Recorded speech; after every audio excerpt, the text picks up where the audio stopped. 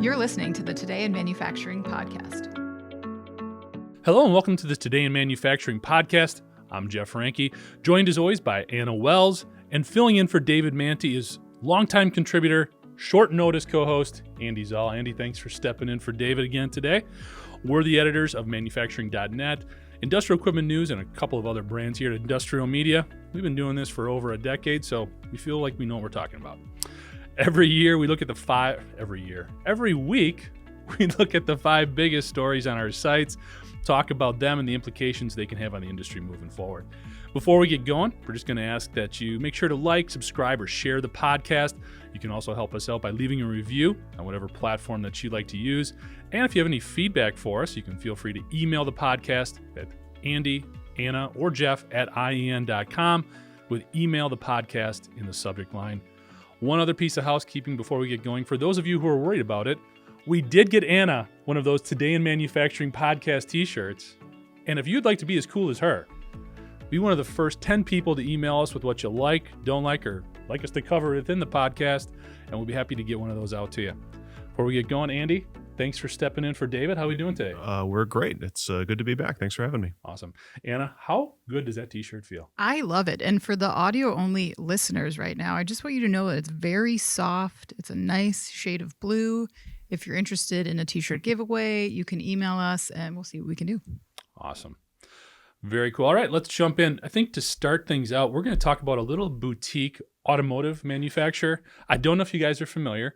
They've got they're trying to do this electric vehicle thing.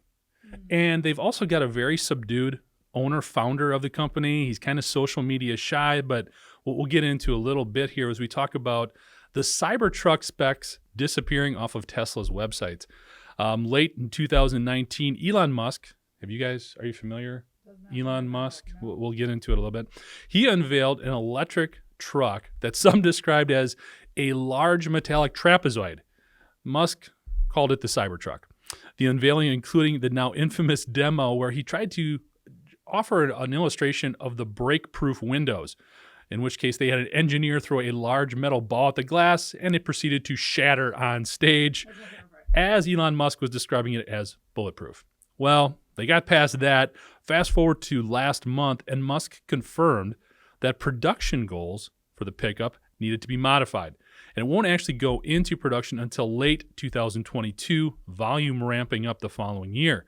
Since then, and as first reported by Electric last week, Tesla has removed all Cybertruck configuration information, pricing details, and specifications from its site. All that's left is a statement telling visitors that they can configure their order next year. Also, previously 3 versions of the truck were available for pre-order, including details and add-ons like self-driving features. But now the only option is to place a refundable $100 deposit on a new Cybertruck. As you could probably guess, this removal of information has resulted in a ton of speculation that a lot of things have probably changed about the Cybertruck. Some are even suggesting that the information cleanse could mean that the Cybertruck isn't going to be ready for quite a while. Anna, we haven't talked about Tesla forever, so we finally get back to talking about these guys. What was your take on some of these specs disappearing from the Tesla website? Well, it was interesting. And of course, people love to speculate. And since Elon Musk got rid of Tesla's communications department, Tesla does not respond to the speculation in any measured way outside of his Twitter account, really. So, then this stuff can just go rampant. I don't know. Since the story broke, a Tesla enthusiast has posted a video on YouTube showing what's believed to be an updated version of the Cybertruck, like on a test course, basically. So if you look at the footage, it was reportedly taken at this small municipal airport near Fremont. So that checks out that it could be an actual Tesla rather than like a replica.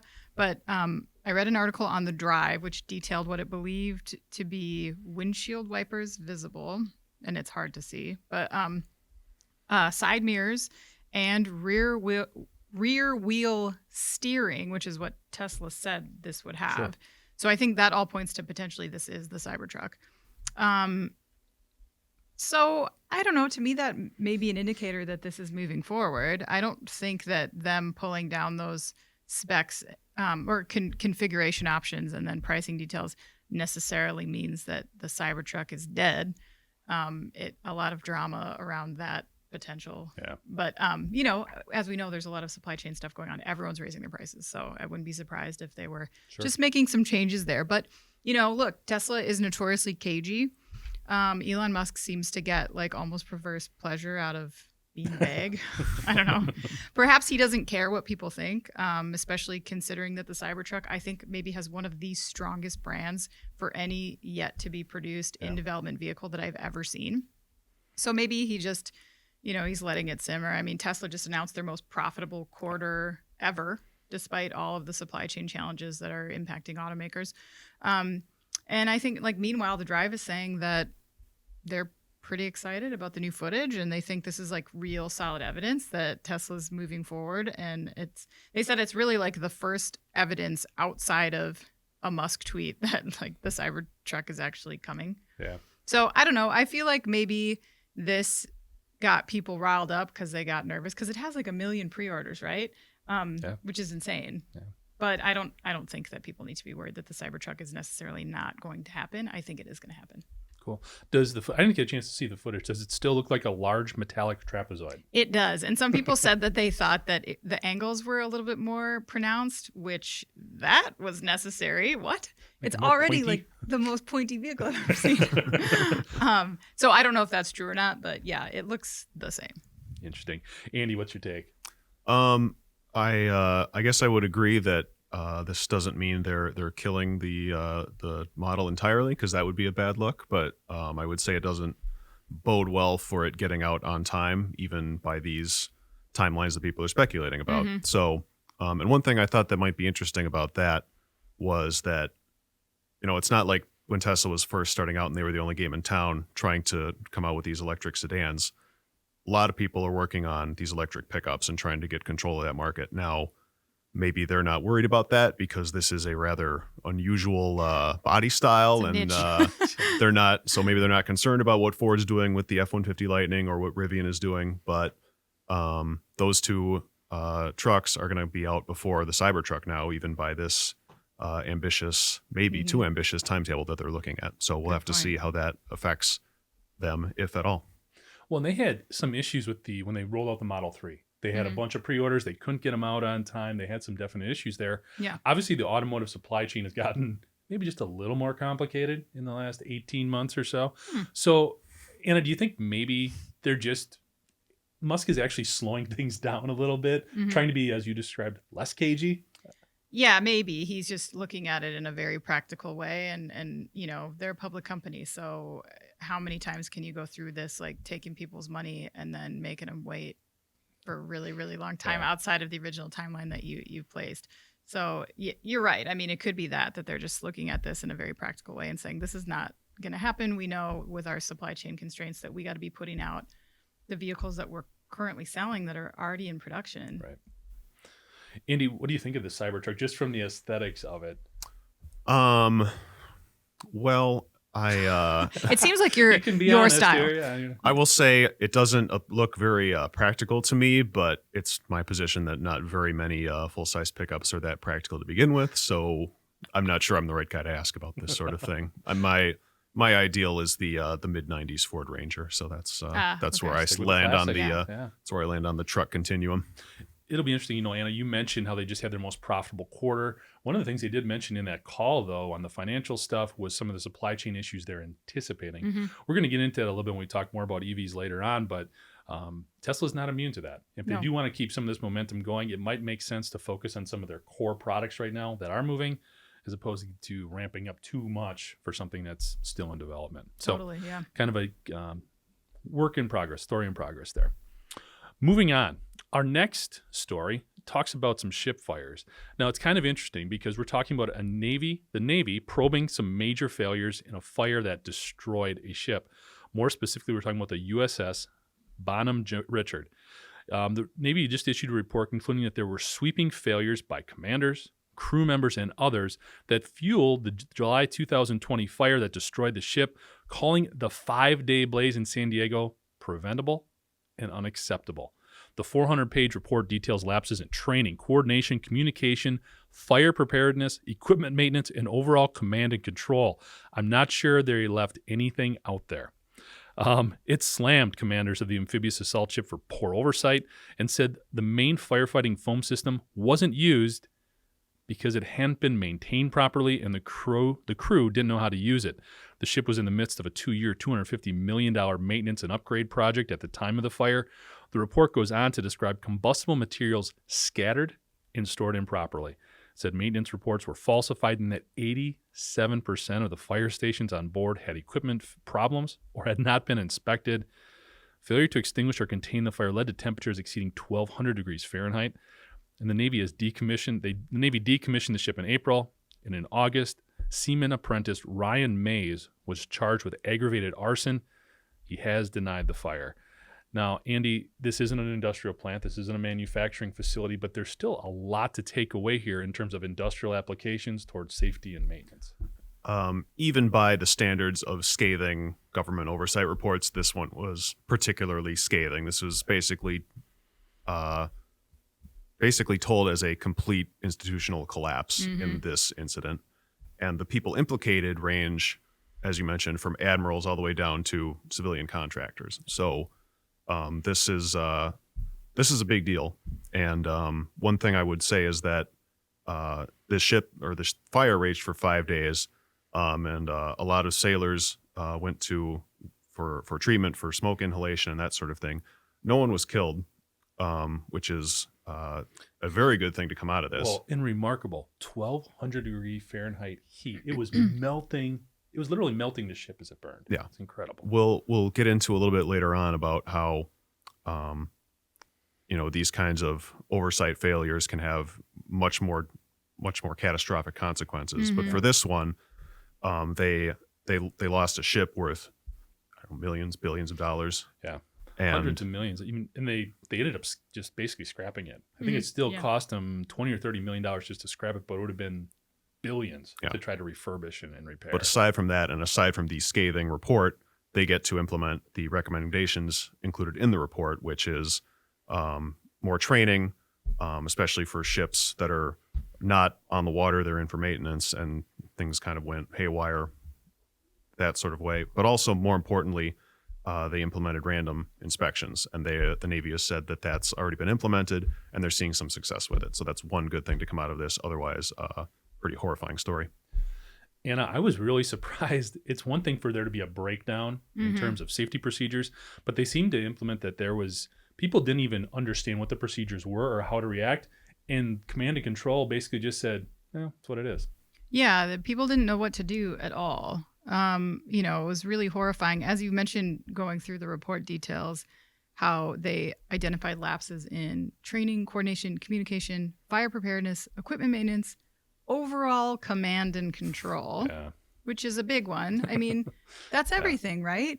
Add into the mix that one of the crew members is accused of setting the fire, and this is just a colossal failure overall.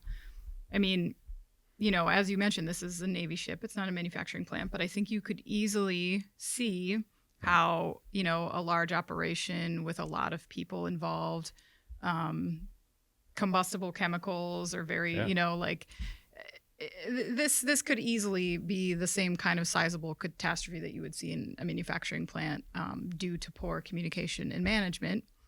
I've been in a lot of factories over the years, as I know you guys have as well. Some of them are clean enough that you could eat off the floor, just impeccably organized.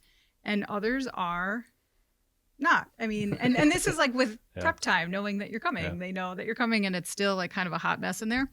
I firmly believe that setting the tone on something like this is top down. If your management permits chaos, chaos will reign. I mean, this place sounds like a frat house out of a movie. The fact that all of these, there's all the checks and balances were problematic. So nothing could have stopped this from happening. That's outrageous. And as you mentioned, it was very costly in the end. The fact that nobody died, I think, is an accident. I mean, that was just a very, very lucky break that didn't happen. Well, it probably happened because, this was at dock. This was when it was at dry dock. Okay. So it was undergoing these maintenance procedures. What if something did happen when they were actually out on maneuvers out in the middle of the ocean? Yeah. I mean, this is relating it to an industrial setting. This is a small community on board these ships. This isn't a carrier or anything where it's thousands of people, but you're still talking about hundreds of sailors that basically almost avoided what could have been something worse because of when it happened. Mm-hmm. Andy, a lot of this at the Navy came down so hard on its own people. What's your takeaway there in terms of how does a culture get created in all places, a naval vessel like this, where sailors didn't even know to push the button? They literally just had to hit the button to release this foam suppressant. It just doesn't happen. It was mentioned in the report that when these boats are out at sea, procedures are followed. People know what to do, generally speaking. As far as people taking their foot off the gas when it's in for maintenance, I suppose some of that's natural, and that's why you have to have such stringent oversight at the top levels to make sure that thing doesn't happen, because it's almost human nature to not be as, if you're out in the middle of the ocean, Yeah. you better be on your toes. If you're in San Diego, it's a different scenario. Potentially. It's interesting. The Navy actually conducted additional studies. They've had, and this one blew me away, 15 shipyard fires over the last 12 years. The report went on to say that 13 of these occurred during maintenance. So kind of to your point, Andy, they let up a little bit once they were sort of off mission, during downtime, if you will. And since 2009, NCIS, which is a real thing, not just a series of TV shows on CBS, has reported there's been over 50 reports or 15 reported or suspected arson cases on ships. Really? That is terrifying. Why in the world, of all things, would you want to burn down your own boat? Yikes. That's a tough one. There's some other things I thought were interesting in the report as well. They said in 11 of the 15 fires, there was widespread non-compliance with fundamental practices. We've kind of hammered that to death. 4 of the 15 were attributed directly to improper hot work, such as welding or riveting. Definitely an industrial application there. We've seen a ton of those things come up.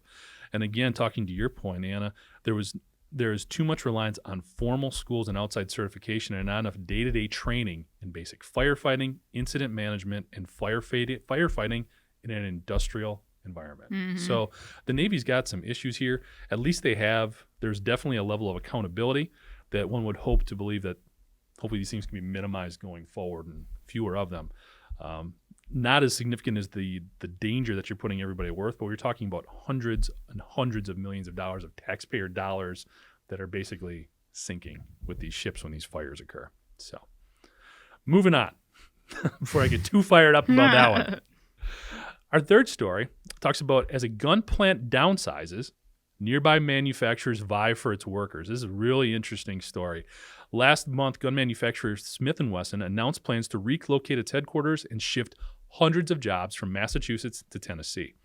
Even though the company has been in Springfield for nearly 170 years, it cited pending state legislation that could restrict production of certain types of weapons and ammunition magazines. The gunmaker plans to make the $125 million, 750 job move beginning in 2023, and it's offering assistance to any workers that want to make the move with them. However, local industries caught up in a tight job market that we've talked about a ton are reportedly hoping to pick up some of these workers who might want to remain in the Springfield area. Some of the companies include aerospace manufacturer VSS, Coca-Cola, and Eastman Chemical. They've all taken out advertisements around the facility basically targeting Smith & Wesson workers. They may want to stick around. One VSS executive called the Smith & Wesson decision the opportunity of a lifetime. Anna, this is pretty interesting. We're going to maybe steer away a little bit from the reasons why Smith & Wesson is leaving, but the fact that they've got all of these workers, highly skilled workers that they can potentially go after, creates a really interesting environment. It is, and it's interesting too to me that the shift is said to be taking place in 2023. That's when it's starting. So these other manufacturers are either playing like a long game on this, or they're expecting to pick off some of these workers well in advance to that move. I'm curious to see what kind of timeline the workers would be on. We have many reasons to believe the current labor market, where companies are desperate for workers and labor has their pick, basically, that, we have reason to believe that that's not sustainable forever, right? I think we've underestimated societally the role of the pandemic in this still. Yeah. We've talked a lot about comp, but I know for a fact that there's still a lot of workers that are staying out of the workforce because they're caring for children that are unvaccinated, that they don't want to put them in school, or they don't want to go to work because of COVID fears. Maybe they're immunocompromised or something. I read a recent report that suggested that COVID fears were actually hampering the job prospects of about 17% of unemployed people. That's a lot. Yeah, in that same report too, 21% said that they weren't looking for work in earnest because they had a financial cushion. So why am I pointing this out?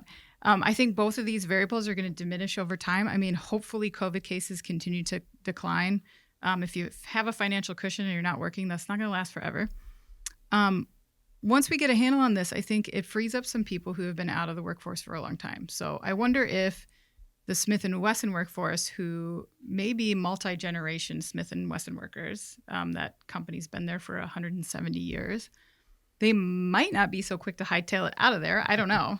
But if they don't go now, they might not be in such a high demand by the time this move takes place in 2023.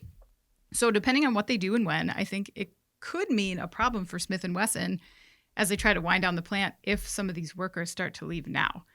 Because where are they going to replace them? You know, it's a small That's a great point. town. So it could turn into a conflict for them. I think it's sort of a weird, like, kind of chicken game for some of these workers that they want to decide, you know, do I wait it out until this really winds down or do I jump now? I don't know. We'll see what they do. It'd be interesting to watch. Yeah. Andy, what was your take? So they made this announcement well in advance, more than a year in advance of the actual move. Basically, they said to give their workers a heads up, and they're going to provide financial assistance for anyone to move to Tennessee with them. As far as them being poached potentially by these other companies, you know, there's no indication of how many positions we're looking at. I would assume they are smaller than this large firearms factory, but still, Smith & Wesson is going to maintain a presence in Massachusetts. They're moving their headquarters and some of their larger weapons production to Tennessee, consolidating some other plants elsewhere in the country. But they're still going to have more than 1,000 workers in Massachusetts. So I think they're losing, if I recall correctly, something like 500 jobs in this move. If, you know, a few hundred are poached by other manufacturers in the area because they're worried about their job prospects long term and not wanting to move to Tennessee, maybe, that could be a problem for Smith & Wesson from just staffing that plant going forward. Mm-hmm. But it also could be a way to downsize that plant a little bit just through attrition without having to lay anybody off. So that could be, fair point. This is a good angle for their workers regardless, but that's a particularly good one when you get to cut jobs like this and maybe blunt the impact a little bit. Mm-hmm. Yeah.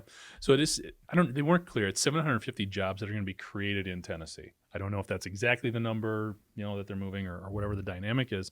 What I think is interesting is you've almost got a free agency, like from using a sports analogy, what could possibly be going on with some of these highly skilled workers.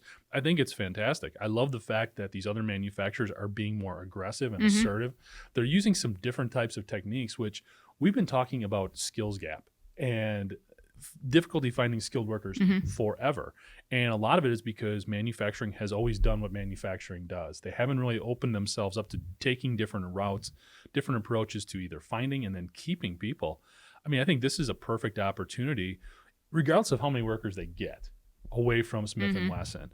Just the fact that they're exposing themselves to a different approach in terms of going out and trying to get these folks and bring them in with the billboards and some other things. I think it's really interesting. I also thought about what would it take for you to get to move from Connecticut to Tennessee? That seems like a really different environment potentially. Springfield's about 150,000 people, so it's not that different to say where we are here in Madison. It's a northern climate, that kind of thing. I was just thinking about this, like if Tom wanted to move the company to Florida, would you guys relocate? Like, what would it take to actually relocate? That just seems like telling these employees like that's available. I just wonder how many actually take advantage of that offer. Yeah, I mean, it's much easier said than done. You're uprooting your kids from their schools, you're potentially from your extended family. Like, it wouldn't work for me.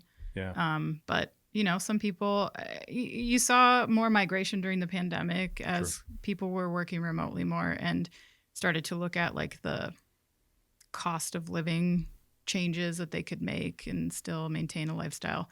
But these are on-site workers, so that's different. You know what I mean? Like, you're not going to get that benefit. Yeah. I would be interested to know that as well if people ever study that, because you see it a lot. Mm-hmm. They say that they offer transfers to a lot of people, but it's hard when you have to sell a house or you have a family. That's a big ask. Yeah, absolutely. What would it take for you, Andy? Florida, I don't think I could do. It's just a little humid. East Tennessee, this is in East Tennessee, this new Smith & Wesson complex. That's a nice part of the world. So I think I could be tucked into that. My wife is never leaving Wisconsin. I'm never getting out of here. Not a chance. So the point is moot. Correct. The other thing is, do you think there would ever be a point in time where manufacturing employees, these highly skilled folks, these people that are in such demand right now, could have contracts? Like, do you think if you're one of these folks, like, would you say, okay, I want a 5-year deal. Mm-hmm. This is what I'm going to get paid, but then we got to talk after this. I know there's a lot of union elements involved. Right. I believe Smith & Wesson is definitely a union camp, but that would be a really unique part of it too, because the labor market is so tight, and it would just be an interesting paradigm shift, I guess, if that could ever come to be. You mentioned about manufacturers changing their strategies in regard to this, in regard to maybe the pandemic kind of forcing the issue more than the longer term shortage of skilled workers. I wonder if the skilled workers themselves will understand their leverage a little bit more because of this and see if that makes an impact going forward. We've definitely seen more strikes. Yes. Interesting. All right, cool.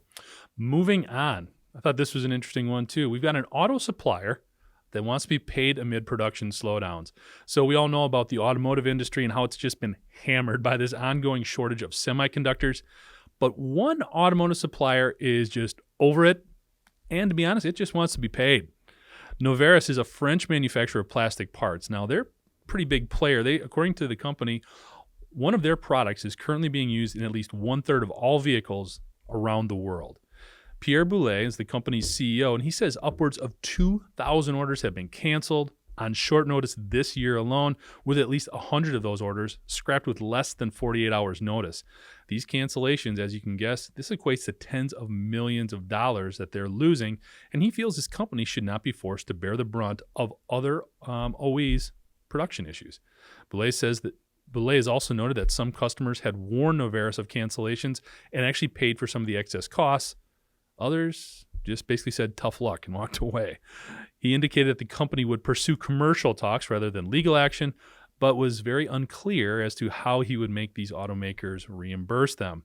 Some in the industry, and we've talked about this a lot, are speculating that this chip shortage could last well into 2023. Anna, that's probably optimistic, but what do you think of Noveris sort of trying to be more assertive and getting folks to help them out with some of these cancellations stemming from the chip shortage? I don't know. I don't think it's like easy to go after tier one. It's not without precedent that an automaker has had to kind of prop up a key supplier in order to maintain the flow of goods. What comes to mind, or when I read this, what came to mind initially was a situation a few years back involving Volkswagen and a key supplier of seats and gearbox components called Prevent Group. I don't know if you guys remember, it was like around 2015-ish, I think. But at the time, Prevent, it was like right in the middle of Dieselgate. So things were like really rocky for VW. Prevent alleged that VW unexpectedly canceled a contract, after which the supplier retaliated by suspending shipments of components for Golfs and Passats that were already in production. So VW quickly resolved the situation and they agreed to compensate Prevent for the cancellation, and then they extended their contract by about 6 years. Gets through the run, I think, and then abruptly canceled all their contracts with Prevent Group. And it was like a super big deal for that company. The coverage in Germany at the time was really heavily speculating that this was retaliation, that VW felt like they were being blackmailed, and they were out for revenge. I know. Interesting. So maybe that's a dramatic interpretation, but you can see where I'm going with this. Like Noveris would be smart, I think, to tread lightly, and they know this, right? And it looks like they're going the route of talks instead of legal filings, which I think is smart. They know probably that playing hardball would be a tough road to go down. So I don't know how successful it will be. That remains to be seen. But it could get, it could get dicey because, when you're a Volkswagen or a Toyota or a General Motors, of course you have key suppliers, but you have a lot of leverage. Yeah. So Andy, how do you think GM and Ford and Toyota and all those folks would respond to this French plastics manufacturer basically saying, hey man, We're not going to put up with it anymore. He didn't mention any names in the story of who was treating them fairly in his estimation and who was not. So it's hard to speculate. But yeah, to your point, I just I don't know if they would, even though this company has their parts in a sizable chunk of the world's automotive fleet. I mean, that means 2/3 are coming from other companies, so they're out there, and they have to compete with those people and these automakers in those contract talks, which we're not privy to in this story. They have to weigh that too. So, yeah, it's not. The CEO isn't mad about the cancellation so much. It sounds like he empathizes with them as far as the chip shortage, that sort of thing. He just wants maybe a little more heads up, and it was almost sort of existential how he was talking about it. It's almost like, come on, we live in this macho, selfish world. Sometimes this is all very So it's kind of like he got caught in the middle of a rant. And then he's like, well, I mean, we're not going to like sue him or nothing. Yeah. And, we just want him to know we're not happy. Yeah. And I think they know that already. It's interesting. I'm sure there is something within these deals too, their contracts in terms of timing and cancellation. It's just things are so weird right now that it's difficult for anybody to live up to it. I think one of the things that I kind of took away, and we've touched on this a little bit in the past, but when you look at some of the different just the paradigms in terms of production philosophies and strategies, it's all changing. I'm sure Noveris was working on some just-in-time and lean manufacturing principles to see when things were coming in, have better visibility in terms of getting raw materials in place, get these orders out the door so they're not sitting on a bunch of stuff. I'm sure this impacts their cash flow more than anything else. So, as we move forward, are we going to be starting to write and put together articles on, hey, ease up on your lean manufacturing practices because it screws up your supply chain? Buy an extra warehouse because you might be sitting on some inventory. Yeah. I don't know. What do you think, Andy? That was the initial lesson when this started coming out. Toyota kind of weathered it better than everybody else, and they said, well, we kind of got rid of some of the lean principles that everybody else was doing. So that we taught everyone to do. Yeah, exactly. We scrapped our own production system. Yeah. So that only works for so long, and it's been almost a year now. It's expensive. That's why. That too. But it was an expensive year. It's easy to say now. Maybe not a couple of years. So the other part of this, then, did the big guys have a responsibility to help some of these folks out and be more responsible corporate, buddies?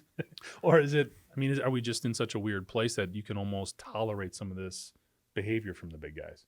It depends on how much they value that supplier, If they're easily replaceable, then who knows? But I don't know. It's also hard to just like mid-production switch out, somebody that you have in place. So hopefully they can come to some sort of resolution that works for everybody. Can we all just get along? Come on. That's what Anna wants. Yeah. You figure almost that this company had to tell its automotive customers that they weren't happy and that they didn't get it. So then he had to go to the press and maybe yell it a little bit louder. So yeah. Maybe we'll get some names next. And that's the next step. All right, we'll see what happens. Our number one story this week on the sites is Toyota building a $1.29 billion U.S. battery plant. Toyota announced plans to build the factory in the U.S. in manufacturing batteries for gas-electric hybrid and fully electric vehicles. Although the location wasn't announced, it's speculated that it will probably be built near a current plant in either Missouri, Kentucky, Indiana, Alabama, or Texas. It's expected to employ over 1,700 people and start making batteries in 2025. It's part of a $3.4 billion plan that Toyota has in spending in the U.S. for automotive batteries over the next decade. By 2030, Toyota wants to sell 2 million zero-emission hydrogen and battery electric vehicles globally, and at least 1.5 million vehicles in the U.S. that are at least partially electrified. So they're definitely customizing their plans here for the U.S. consumer. Toyota joins Ford and GM in announcing recent large investments in U.S. battery factories. GM is looking at plants in Ohio and Tennessee, while Ford is looking at Tennessee and Kentucky.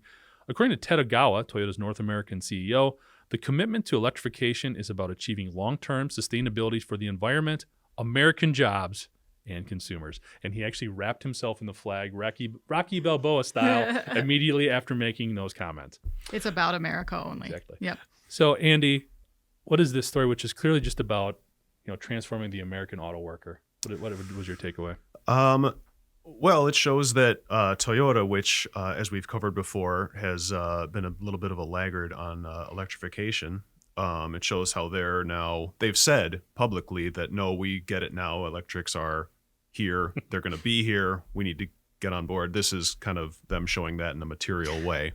But they're like, to the but tune still of, some hybrids? yeah, Like, yeah, yeah. So, we've talked at length about this, how they pioneered the hybrid and then got into hydrogen, and then pretty much electric said, no, we're just gonna push hydrogen way, way, way, way to the back burner. So now they have to play catch up, and this is how they're gonna do it. And again, they're still facing challenges because it was one of just a handful of automakers this week alone to say, or not this week alone, but in recent weeks to say, hey, we're also putting up battery plants and electric vehicle assembly factories and all this other stuff. So we'll have to see how quickly they can get up and running. So Anna, is Toyota being reactive to legislation that's coming out down the line, or are they being proactive in really determining what consumers are going to want in the short term? well, it's a great question, Jeff. But That's what we do here. yeah, Jeff of the great questions. We don't know what consumers are going to want. I think that's really hard to say at this point. We know that EVs are not selling well now, but there's also not a lot of options out there, and they're very expensive. So the scale of having mass EVs, no one has reaped the benefit from a cost standpoint. So that will be interesting to see. Once there's a flood of these, the price goes down, there's a lot of options. We might see this ramp up a little bit. But yes, I think they're responding to the government requirements. 100%. That's what's driving this, obviously. What I wonder is, this is creating a different supply chain, though, too. When you look at electric vehicles, and specifically when they're talking about building batteries here. I mean, when you look at the different materials, the lithium, the what's the other one? The big one that is a sort of an issue right now. Cobalt. Cobalt, yeah. So when we look at those, and the U.S. is not the top producer of these types of minerals. There's another one too. What is it? Neodymium. I'm probably butchering that name. But anyway, China is the main source of all of these minerals. Right. So these companies are investing in these huge factories here in the U.S. to produce them, Andy. But they're still going to have to source a lot of these materials from other places. Now, we do have some of this here in the U.S. that we can get to, especially out in California. But still, you're bringing in a lot of all the raw materials to build stuff here. Could we be almost recreating another supply chain issue, sort of what we're dealing with chips right now? Yeah, we certainly need one of those, like a hole in the head. Yeah, probably. I mean, there was some talk about developing these sorts of mines where they exist here, but those run into all the other sorts of issues you come across when you're trying to build these large mining operations in the U.S., which is environmental and just the disruption to everything around it. So probably, yeah, you're talking about creating another enormous supply chain during. Now we all hope that the current supply chain crisis will ease by the time this gets rolling, but you're still going to have to deal with the same kinds of issues and deal with the same kind of disruptions, maybe not to this scale, but as these things happen, it's another thing you have to deal with. Yeah. Yeah, I would like to answer that question. I think that's exactly what we're doing, is creating the next supply chain problem. And I don't think that it's like an issue that is insurmountable, but you mentioned the automakers that are announcing battery plants. The one you didn't mention was Stellantis, who announced their own battery plant in partnership with LG, like almost on the same day as this Toyota thing. I mean, it was crazy how fast this is all going, right? The industry has already started raising some alarm bells about raw materials, as you said, and how that might hamper the ability of the car and battery makers to service demand. For example, this summer, a report on Forbes that I read suggested the impact that the chip shortage is currently having on the auto market could actually look like small potatoes compared to future shortages that will impact batteries. And they cited a report from the Center for Automotive Research, and they said that the semiconductor shortage will cut a total of 8.1 million cars from global production between 21 and 23. While between 2022 and 2029, 18.7 million rechargeable electric cars will be lost because of battery cell shortages. Whoa. Jeez. So that's, Yeah. that's basically our next major supply chain problem in automotive. And building new factories doesn't exactly solve that problem Right. because it doesn't deal with the material chain. I mean, it's great that we have more producers, and obviously these automakers want to keep those close at hand. But I am guessing, 'cause the automakers know this, right? I mean, Yeah. they're not dumb. They know this is happening. So I'm hoping that on the heels of these new battery plant announcements, we're going to see more announcements around innovations relating to materials or maybe battery recyclability. I think that, GM has talked a lot about their internal battery developments. Hopefully, we'll see more variety in terms of just instead of just relying on this one material chain that is largely out of our control because it's not domestic, to see that we could service these vehicles. Because I don't think, look at the investments that are going into this. This is a lot of money. So I do have concerns about our ability to sort of service this insane amount of development and production. Because it's so fast. I mean, so it's so rapid for such a huge shift in mentality and the way that we're going to go about building cars and powering cars. If we're looking in the next decade, the one thing, depending on how you feel about government involvement, is a big part of Biden's infrastructure plan does address rare earth element supply chain, which some of these fall into cobalt, and that isn't really considered a rare earth, but still a lot of the materials that we need, in theory, are supposed to get some support there from that infrastructure bill. So it will be interesting to see how it plays out. It was also interesting to me to see that Toyota just had to throw in the hybrid thing. Like they couldn't, it's not just all EV cars. They're still holding on to that hybrid electric model as well. So we'll see how that plays out. Moving forward, time for In Case You Missed It. Andy, what did we miss this week? What do you got for us? Well, we just talked about electric vehicles, so you can understand how another electric vehicle story may have slid under the radar because everyone's so focused on Toyota, Stellantis, Ford, GM, etc. So Foxconn, the enormous contract manufacturer from Taiwan that makes your iPhones, your other smart devices, what have you, they said they're going to start making cars. And they said they want to do it under the same sort of contract model that they do with their phones. Okay. Now, Dramatic pause. I don't know if no, they say they're going to do this globally. China, Europe, North America. I'm not sure if Western automakers will be real keen to just say, here, make our cars for us. That doesn't sound likely to me. No. But I guess we'll see. The main issue I had is we're in Wisconsin, and we've been close eyewitness to Foxconn maybe making some declarations that didn't actually pan out. They were going to build a huge tech complex in the southeast part of the state, $10 billion, 13,000 workers, and that doesn't exist. And it's been, how long it's been? It's the 2018 election, just a little before that. Yeah. So 4 years, and they're still not doing much in Racine. So they scaled it down to what, like 700 million from 10 billion. 10 billion, Yeah. yeah. I should mention some of the details. They have a Model E sedan developed with an Italian design house that's supposed to launch in 2023, they say. That'll get 470 miles on a charge, and then a bus called the Model T will get 250 miles on a charge. So if they are able to calling it the fulfill... Model T? That's what it says They're calling here it the Model T. Yeah, it's a bus too. in this Which is like hilarious. Associated man. Press article. Wow. Hopefully they'll change that.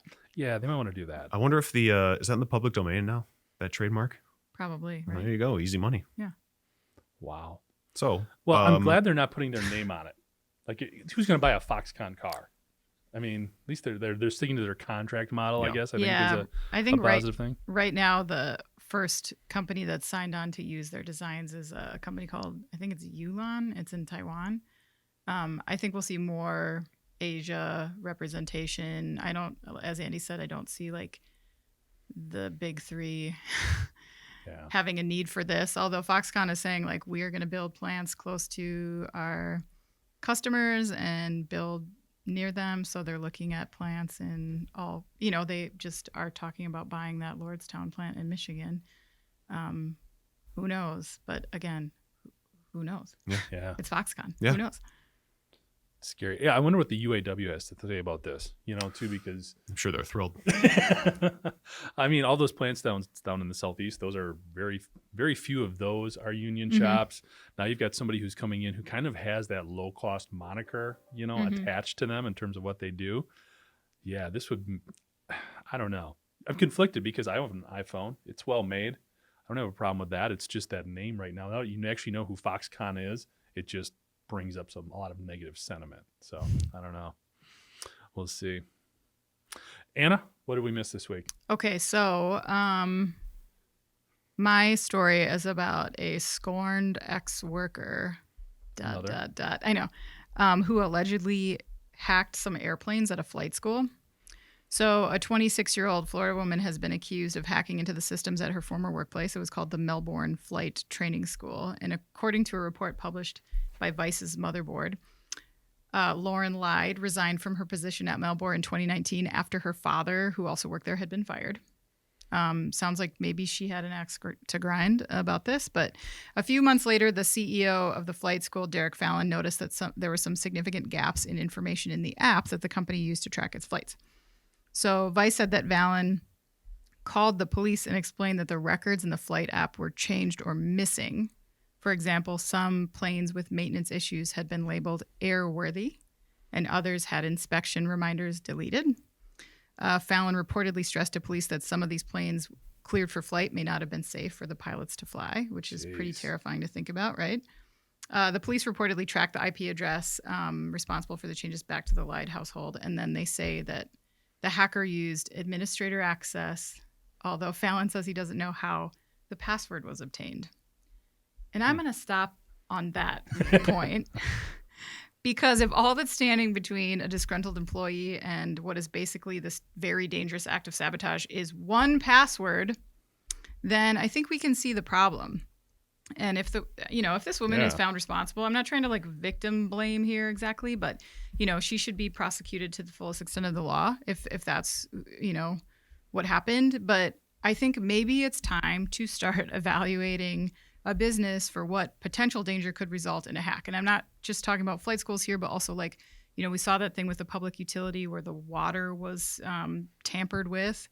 There's lots of businesses where tampering could cause very catastrophic public consequences. Yeah.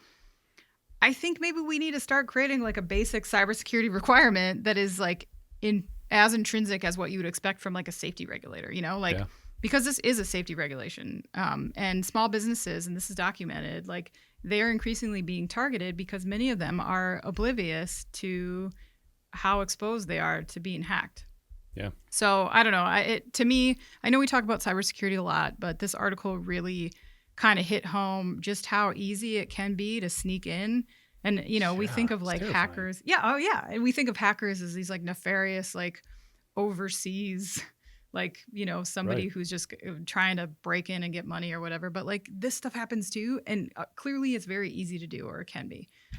So who is, I guess, I know Biden has some initiatives around cybersecurity. That's, I think, very important. Some of these smaller businesses, they need to make some changes, I think, around BYOD, around, multiple step authentication for stuff like this. Yeah. This could have been way worse than it was. No one was hurt. So thankfully. Reactions, Andy?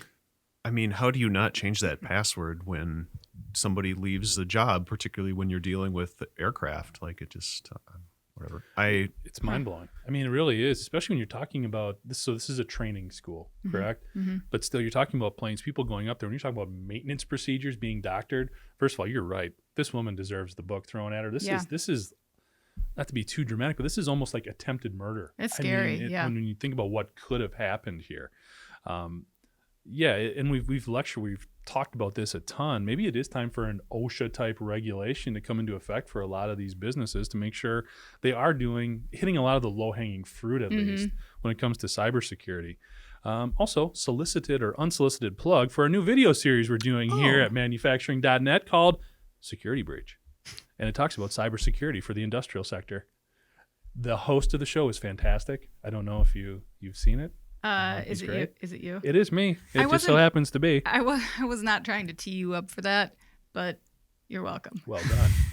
But yeah, we checked out. The last episode was talking about how October is actually a horrible month for cybersecurity crimes, just because there's this rush of different things with elections, even like the weather and some of the natural disasters. Plus, you're gearing up for holidays, so there's all this personal information flying around. Oh, wow. People are not looking for it as much. Mm-hmm. So, yeah, cybersecurity. I mean, like I said, we talk about it a lot, but it just continues to be such a huge issue for everybody, including the industrial sector. This seems like it might be a bit of a loophole in FAA regulations too. They might need to look at that as far as dealing with smaller aircraft and pilot training and that sort of thing. Well, and you could see how maybe this falls through. It shouldn't, but maybe it falls through the gaps a little bit because you're not dealing with the focus right now is not so much on privacy and information and stuff, and this is more.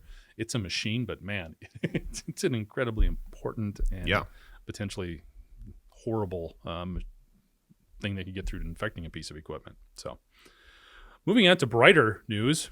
In case you missed it, we're talking, and I think people maybe overlook this one just because there's a little bit of Boeing fatigue, but a former Boeing pilot that was involved in the MAX testing was actually indicted.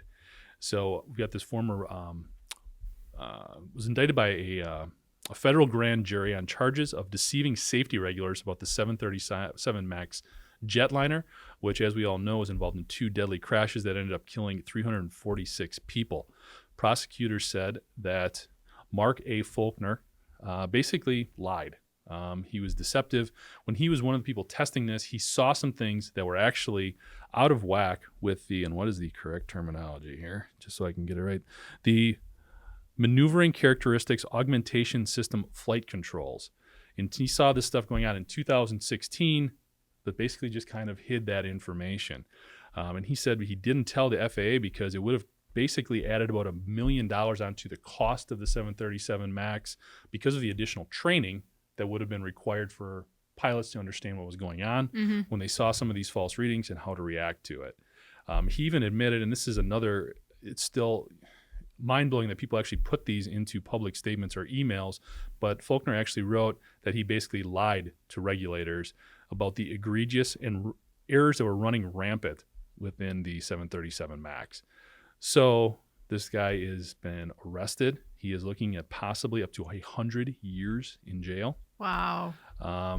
And it was just kind of mind-blowing. Part of you don't want to get too like conspiracy theory because it is a lot to come down on one person for the scope of all this that went on with the 737 MAX.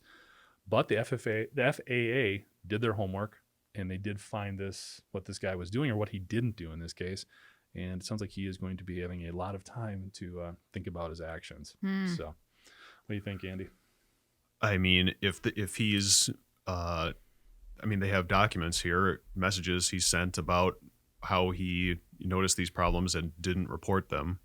Then if he's convicted of that, that's, he deserves pretty much everything that's coming to him because there's 346 souls riding on that decision. I don't want to be too dramatic about it, but that's what happened directly afterward. But, he didn't do this alone either. We've talked at length about the problems in Boeing's safety culture that have come up as a result of these 2 crashes and the problems with the FAA letting these companies do their own safety certifications. And those both rear their head here with this guy in particular.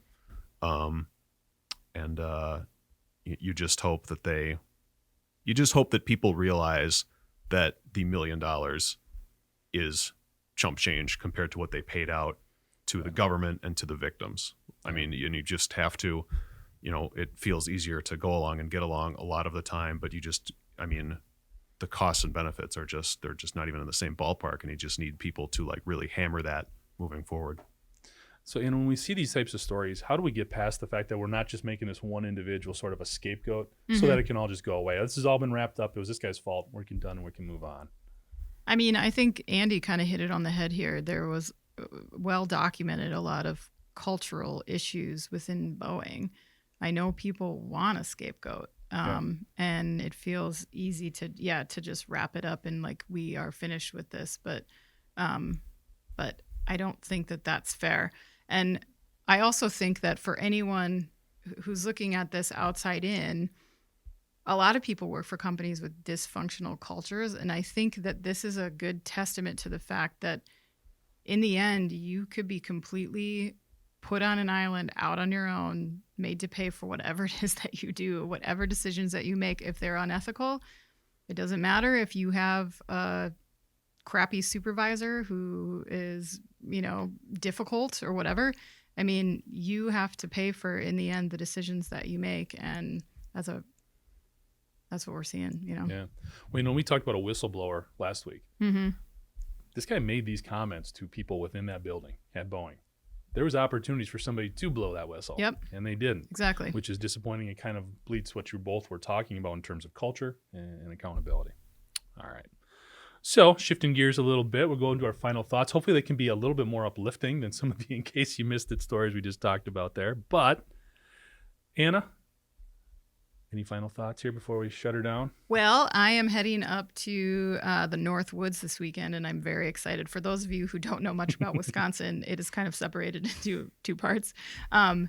So we live in the southern part of the state, but the North Woods is amazing, and it's also very cold already there. It's going to be like 40-something degrees, but we're just bringing our hats, and we're going to roast some marshmallows and look at the lake. Hodag country. Hodag country. There's about 12 people who know what that means. Yeah. But If you anyway. don't know what the Hodag is, please Google it. It's Hodag. You are going to thank me. Google image search. Yeah. Absolutely. Andy, any final thoughts? Well, we got Halloween coming up, obviously, and that's a top tier holiday in my estimation. Nice. I know I get roasted around here for liking things a lot, but Halloween, that's right up there.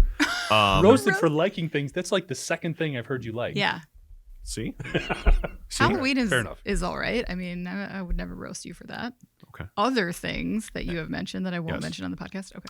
Anyway, my point was that I'm for the first time in 2 years supposed to go to a little soiree for Halloween. Ooh. So I know people are supposed to email about the T-shirts, but if they also have any cheap costume ideas, because I'm not the Spirit Halloween pop-up store kind of guy, so if they have any cheap costume ideas, There you go. all ears. So hit me up.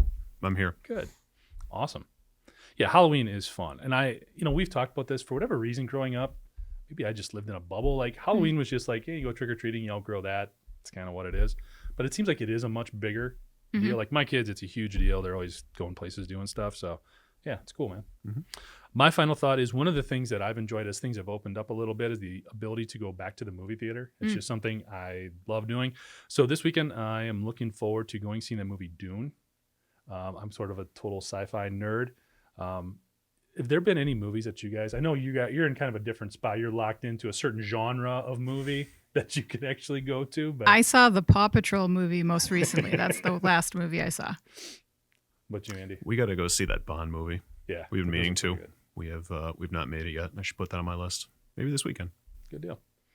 All right, awesome. Thanks so much for joining us this week. Just a final reminder to like, subscribe, and share the podcast. Again, if you have any thoughts, feel free to email Andy, Anna, or myself at IEN.com with email the podcast in the subject line.